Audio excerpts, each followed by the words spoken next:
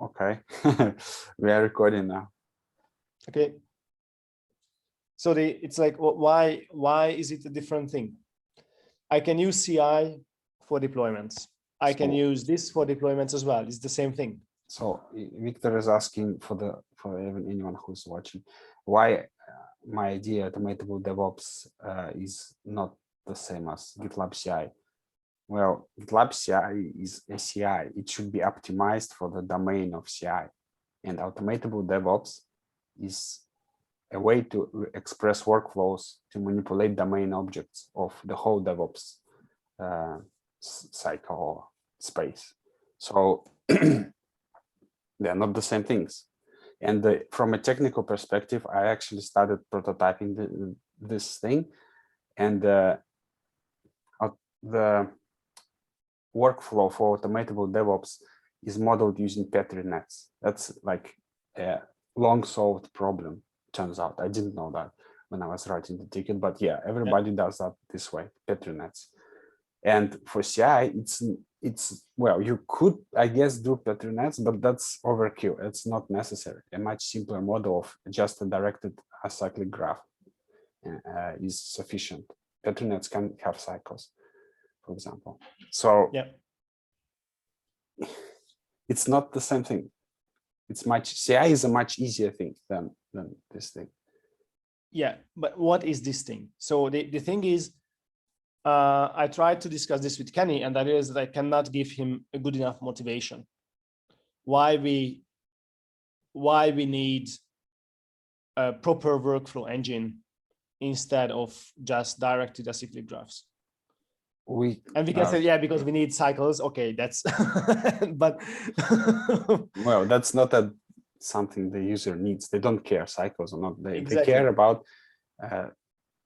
well, I guess you can say scripting, but it's not really scripting. It's just describing workflows in DevOps. A lot of our things are ad hoc solutions to like pieces of the whole big picture, big problem, I think. I don't know.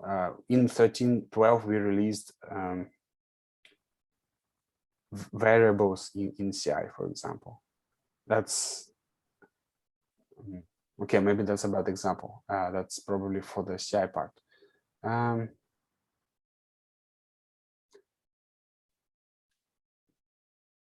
How can I build an integration with GitLab, for example, if I want to get a Slack message if an issue is created in my project? You cannot. Like this is something I guess. Then if I want to build bots and automation on top of GitLab ideally without polling or something, I don't know, maybe that's, well. But you see, what you describe is really GitLab automation. What you describe is not just DevOps. I mean, it is DevOps because all of this is DevOps, but it's not. Yeah. It's not something related to deployment management. But the DevOps is much more than deployment. Exactly. Auto DevOps. We even say it's auto DevOps. It's not auto deployments or but auto. You know what? By auto, we mean automatic, not automatable. Sure, that's what we currently mean, and we want to change because that's still not. It doesn't. Yeah. We should then say auto deployments or something. Why are we saying auto DevOps then? I think it doesn't matter how we call or something. I think we should start from the user, right? What do you want? Yeah, I totally agree. Yes, I mean, of course, you agree. That makes sense. I think from a product perspective, I think as a user, it would be great to, be able to express a more interesting workflows. With CI, okay, I think I have an example. With the more fixed pipeline, you release an image, you push an image, and then you want to do container scanning. Okay, what if you want to do n images and you need to scan n images after that? Well, not great, you know. I had to hack some YAML, and it's kind of terrible, and everything falls apart if you take one step out of the blessed path. Basically, it's just not good enough.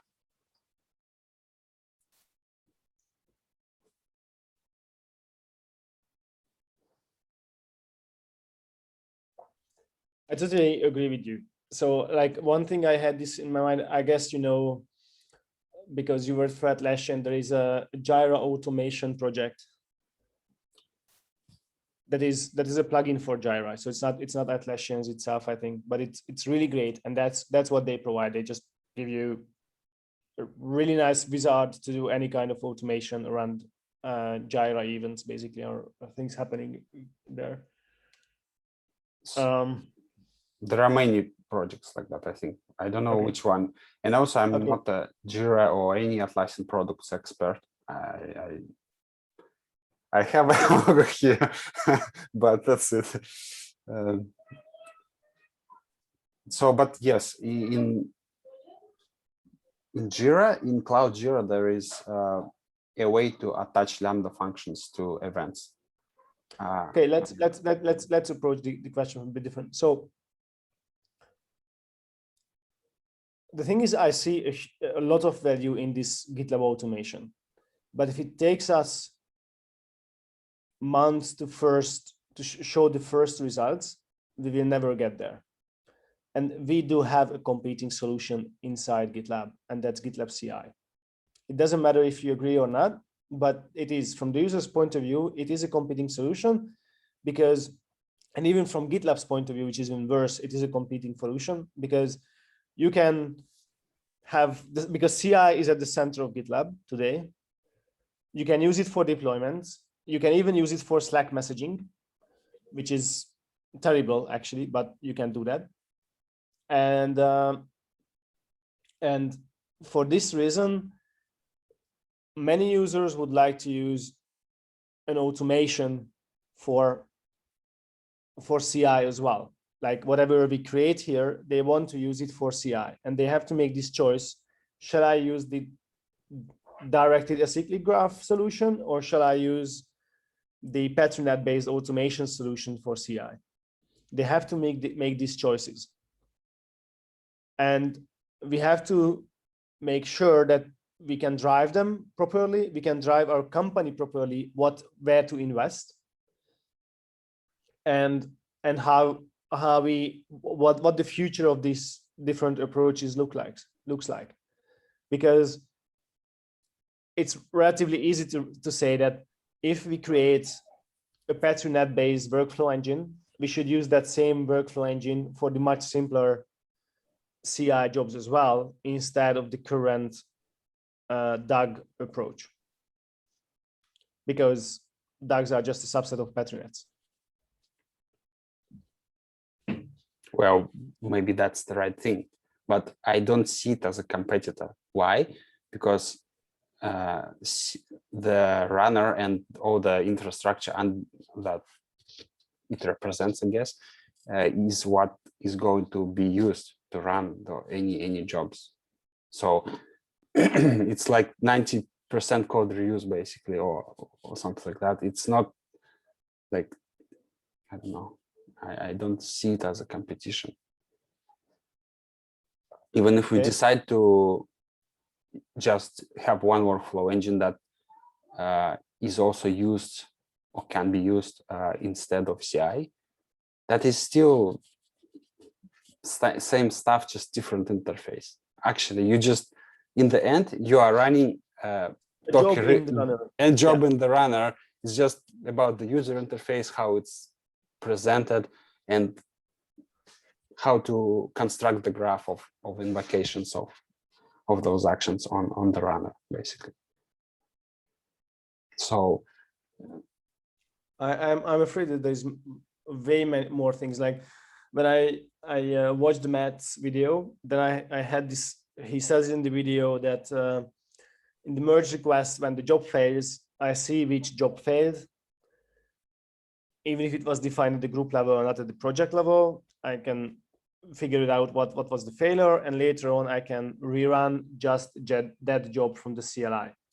And when I watched this video, I was thinking that if our DSL works in a way that we transform the imperative code into a declarative code and give the declarative code to the runner, then the runner can report what declarative job failed, but the user actually interfaces with the imperative code.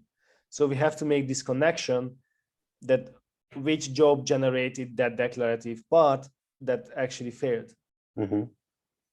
And this is already an integration. Not really. So first of all, yeah, it is possible, but then I'm not sure it is actually necessary, because one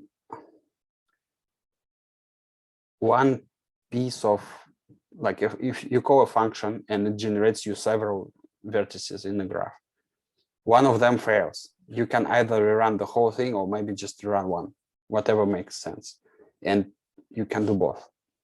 You can implement both. But I think maybe we don't need both. Maybe we just want to rerun the one that failed. And then everything that depended on it as well, like, can continue running. Also, I'm not sure. I don't fully understand the idea of inheriting some jobs from somewhere. Like, this sounds weird. How can you inherit some jobs from group level? What if you don't want to, or it doesn't make sense? Like, It's exceptions? I see what you mean here. I think what you proposed last week is a better approach, that we can define a pipeline at the group level as well that has to run, because that's a security linter, for example, and the project user shouldn't be able to switch it off. So that's totally fine. So I think I propose something a little bit different. This actually may make sense as well, what you just said, but I think I proposed a little bit something a bit the different. artifacts are signed and we check the. Yeah, so the requirement is not that you have run the linter.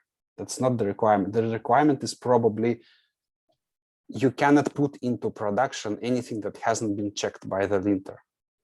That's not the same thing. It's just a way to enforce it. Okay, let's just enforce the CI. Again, we have this huge hammer. Let's just use the hammer. Yeah, the reason why I said the pipeline approach actually is because if I look at the idea as GitLab automation, then I would expect multiple pipelines to be started for a single event. Like, one pipeline would say that, okay, send a Slack message that there is a new commit that for whatever reason, like there's a code owner's file and they have to check. The other is start the pipeline that does CI. And another one would be just start a secret detection pipeline, which has to run for everything. So there will be multiple pipelines for the same event. And you can say that it should be a single pipeline, everything should be added to that. But simply, if there are different departments who actually own these responsibilities, then probably they very quickly come this idea of multiple pipelines. But I remember what you said last week about the artifact signature, just that I think that this idea of GitLab automation opens up this topic of multiple pipelines for the same event. That's why I approach it from this point of view. We already do multiple pipelines for a single event. When you push a commit with a tag, you may get 2 pipelines. And there is an issue where people rage about, okay, why do I have like multiple pipelines? Which is probably disturbing, because our YAML is super confusing and the whole constructs around that is not that what, like in your case, that there's a clear trigger that's defined and you know that it will trigger at a certain event. Yeah, I suppose, yeah. Actually, one more interesting thing I wanted to give as an example, but it's an example of CI, not workflows, magical artifacts that we support. If you want coverage, put your file somewhere here. If you want upload, I don't know what else there is there. I saw it some other day. Some scan results, linter results or something, put it over here. So I think a better way would be to give users a mechanism for an action to produce structured data. Yeah. Then if you want to scan your Docker image, you just produce multiple pieces of, I have pushed image 1, 2, 3, 10. And then the consuming job that it can see that, okay, you are giving me 5 images to scan. I'll scan all of them, maybe in parallel, maybe sequentially. You can configure that as well, for example. Yeah. Again, this is not, I'm not inventing something here, actually. It's all been done before in Bazel. Yeah.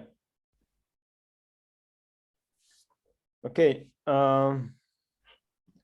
I have, I don't know if we have time, but I have started just for fun prototyping something, and can I show you? If you want to see, if you want to see this.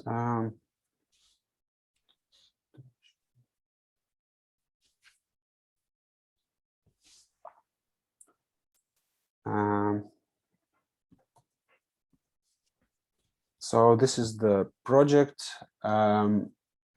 Basically, it allows you to describe your builds. Like, it's not automation, it's not automatable DevOps, it's not a Petrinet, it's the CI idea. So I'm trying to take the same approach, but for CI. And then Petrinets will be similar. I'm kind of evaluating both at the same time with a single prototype. Maybe it's a bad idea. So anyway, here is a simple CI build. You have what first job that runs an image with some arguments. It could be script with environment variables and so on. Then we have a second one, which depends on this one. That's it. What is nothing interesting, but what is actually interesting here is that you see the job itself is the symbol job comes from the library. The module. Yep, and that's the library. So because the symbol needs to be defined when it's referenced, it's kind of like upside down. This is used here. So, but we should read it from here. I think step defines a function that when it is executed, it can define vertices in the graph, basically. So we say that job, when it's called, it can have these attributes. And here we define types. It's not supported, but then we can say mean, length, like, I don't know, and so on and so forth, like validation. A library can define new functionality, validation, and so on. And then you can have, depending on these parameters that are passed when job is called, you can have logic here, like if and so on, right? But then this is the simplest example, and it's just run image with these parameters. I didn't add environment variables, so we should have envars. Yeah, it's okay. As well. I got it. Yeah. Okay. And then we import it and use it. Okay, that's kind of as simple as it gets, I guess. Then there's something more interesting which I started building but haven't finished yet. It's I'm trying to model the case where you want to scan several Docker images that you produced. Just because I have run into this limitation of the current design. So we also have the libraries, as you can see. Everything should already look more or less familiar. Custom job from library job. Library custom should be custom job. It's okay. I got what. Yeah, so this is the same thing. I haven't finished adding interesting stuff here, but then we call it, okay, then this thing depends on jobs, like to scan and job. Scan itself also comes from the library. And this is where stuff is getting more interesting. So it's just a constant. Then we define a provider. Provider is something that is a direct copy from Bazel. It's a named, this is the name, piece of structured data. So think of it as a JSON object with this field, but it's immutable, and you can look it up by name in a dictionary. So basically, when scan is invoked, you give it a list of labels. Label is a name of a thing like that. So a step. This is a step. This is a step. Name of a step is a label. So we refer to this step. Then we want a list of labels, and then it's just a Boolean parallel or sequential scan, just for fun, you know, for example purposes. So then we iterate all the images we want to scan, and then we create a scan action, and then from each job that produced an image, we get this piece of structured data and pass the name of the image as a command line argument. Probably should be like that.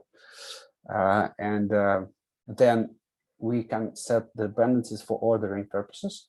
So it begins with an empty list. So first job doesn't depend on anything. Then we put it here if we don't want parallel. So the next iteration of the loop will have a dependency on the first job. The third will have a dependency on the second job.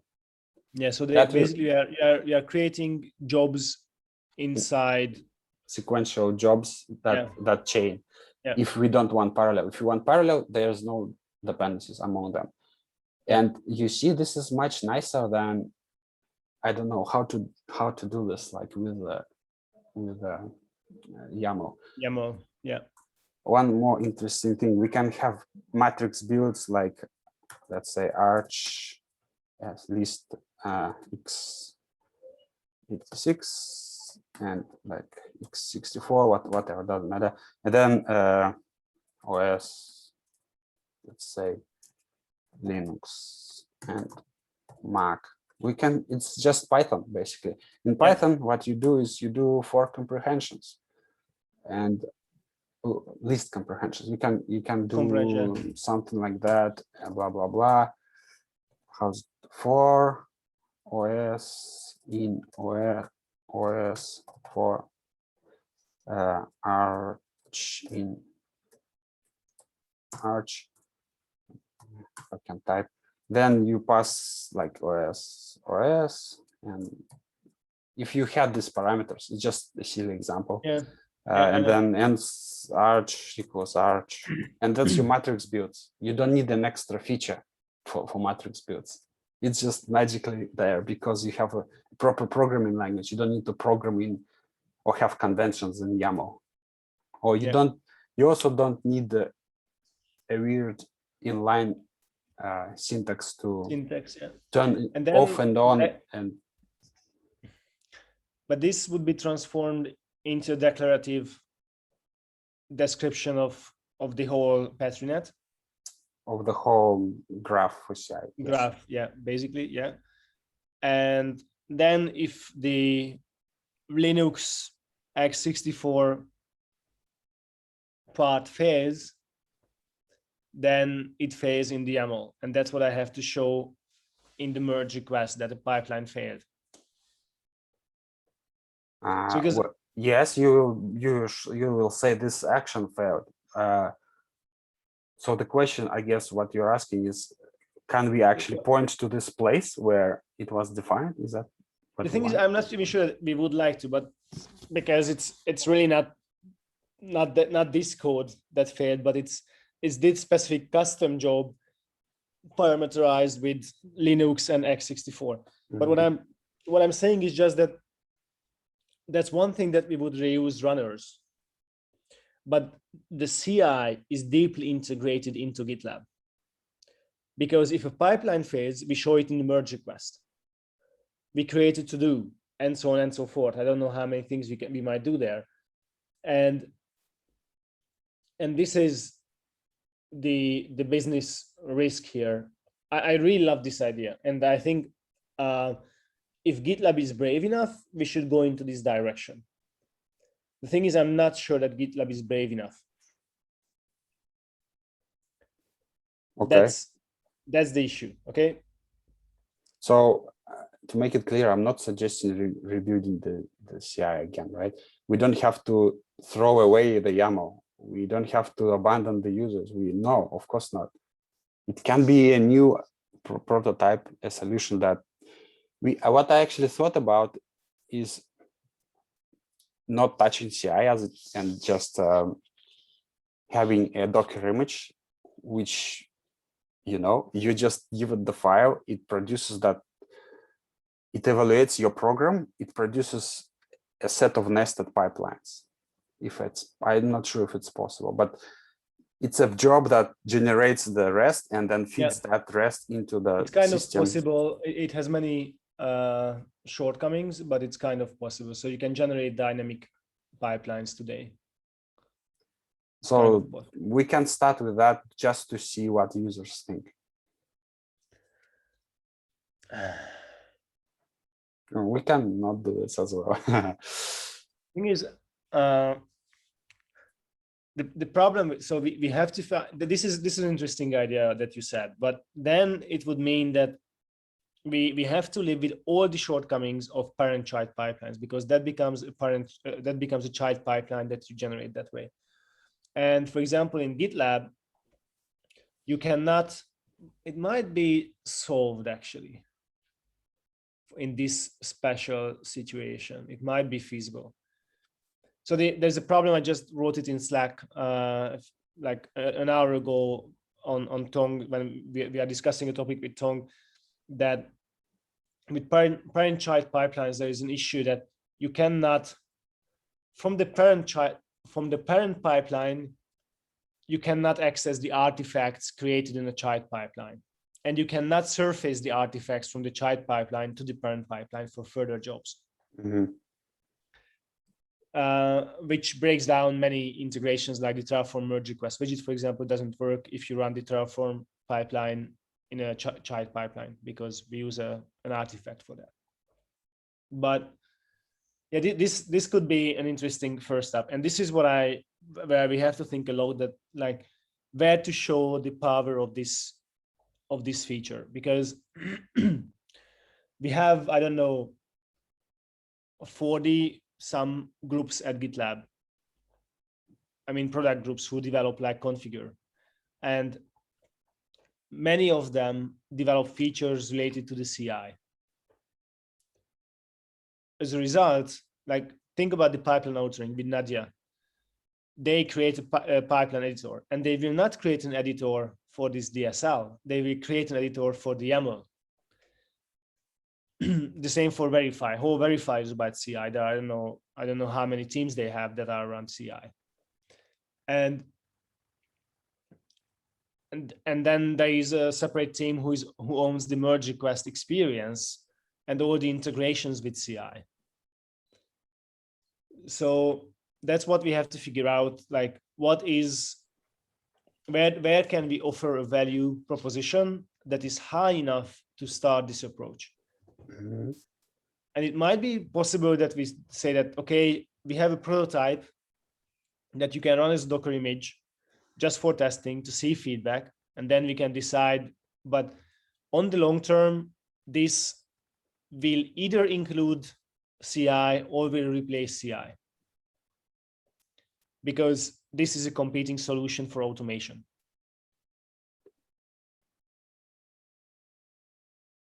I'm not sure I understand what you said. It means that it might happen that we will say that when all these things happen, then start a CI pipeline, and CI is defined in YAML. Or it might happen that we modify CI in a way that it is transformed into the same finer graph as the DSL is transformed into. But somehow these have to be, so we have that there will be some interplay between the two. Yes. So and this is where the competition happens. So I thought that we can actually do either of the approaches. Either we can start with adding support for this way to define pipelines in CI and then expand to everything. That probably is because that's more difficult to start with everything, but we can also start the other way around, start with automation for DevOps and not touch CI at all. But we will need a place to run those actions anyway. So CI can be left alone, basically. I'm talking about the syntax. We will still, as I said, we will still need a place to run those actions. We don't need to rebuild that, of course.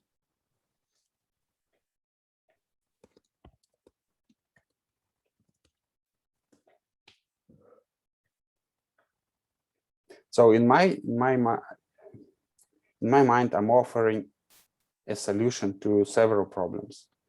One is that YAML doesn't give you, I mean, you can't really write a program in YAML, and for probably it's a good thing, but that's what we are trying to do, right? We are adding conditions, we are adding variables. Next step would be loops, and matrix builds is some kind of something like that, but not really, of course. But you know, that's where we are going. We want a programming language to construct the graph. Yeah. And you probably have seen how it looks in Argo workflows.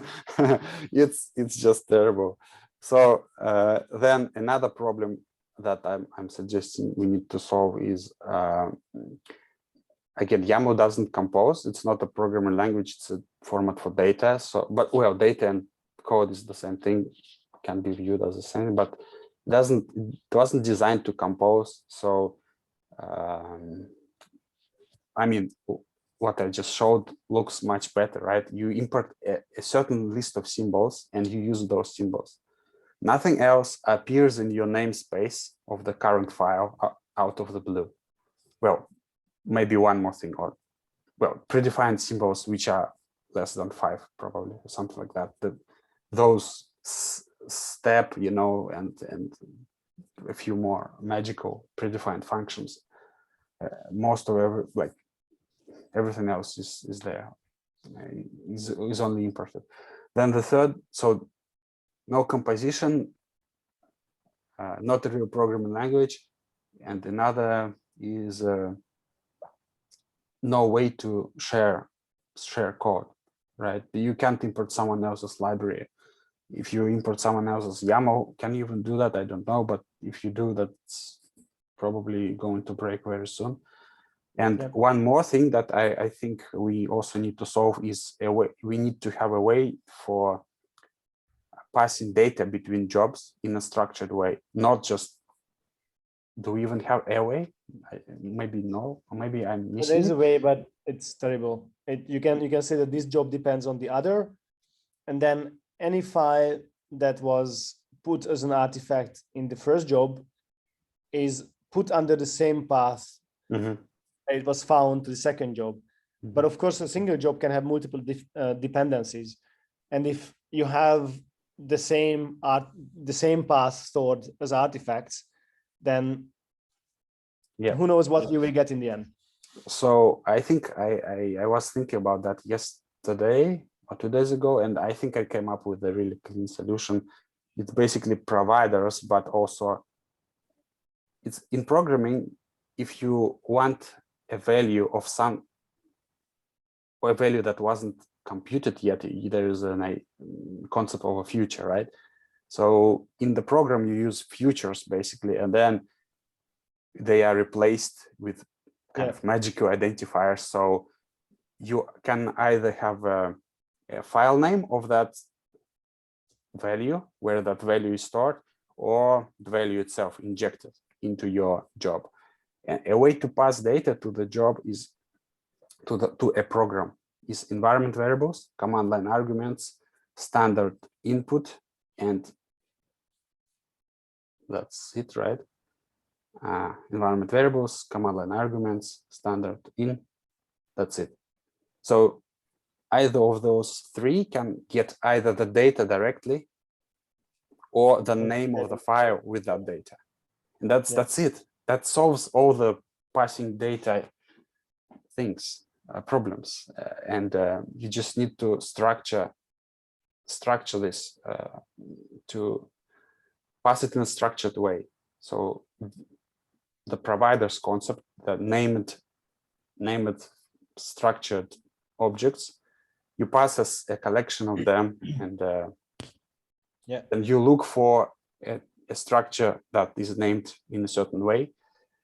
And I was thinking about this yesterday as well, like based on the good presentation link you provided, it says basically it calls I don't know how familiar you are with this vocabulary, that there's a case and always a pipe. What we call a pipeline is actually a process definition and a case, which is the case in this case is a commit that generates the whole, instantiates the pipeline. And what I was thinking, that it would be just great if you could say that, like, this referencing would say that from a job, I can reference that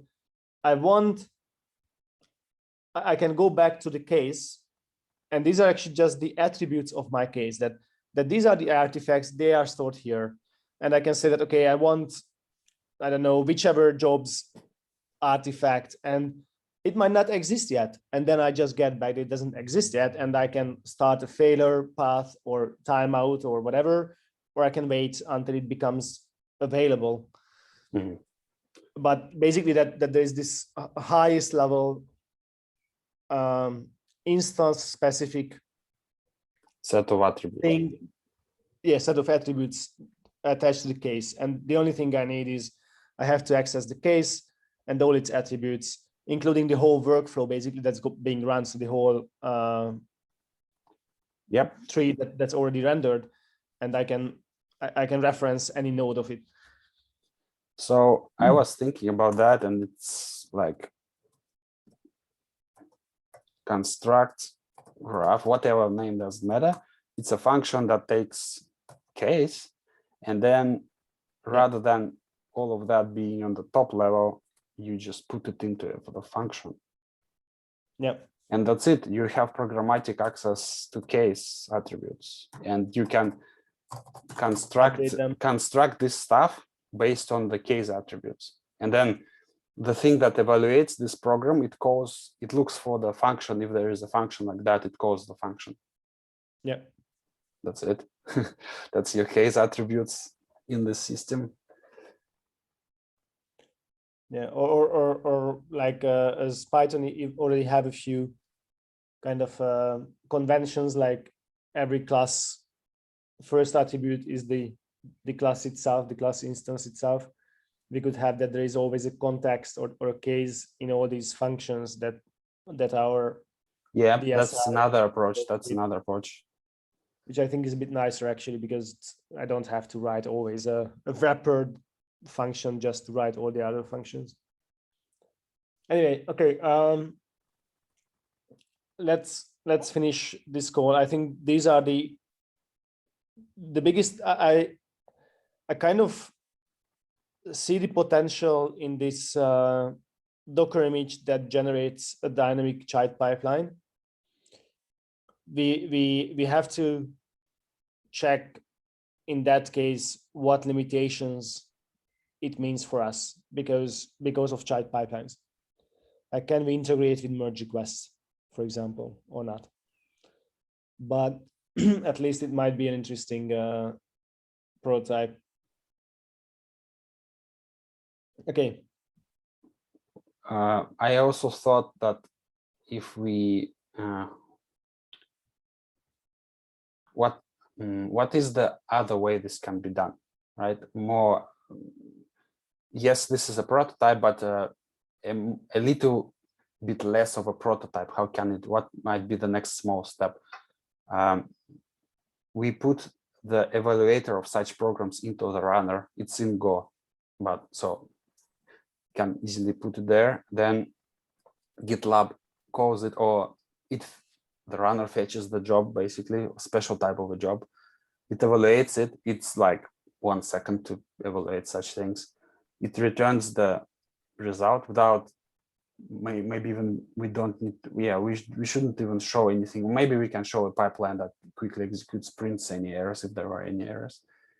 Then based on the returned data, GitLab, the main application, actually constructs the jobs. Well, it already has a definition of them. It just submits everything into whatever. I don't know how it actually works. It creates a pipeline with those jobs, basically. That's what I'm saying. Rather than evaluating YAML, it does this call to runner, and then it puts the results into the pipeline, and then runner has the pipeline. It's probably a small change in runner, and also probably a small change in GitLab. Relatively, I don't know, right? I haven't seen the code, so I can't say how much effort this is, but probably it's a relatively small change.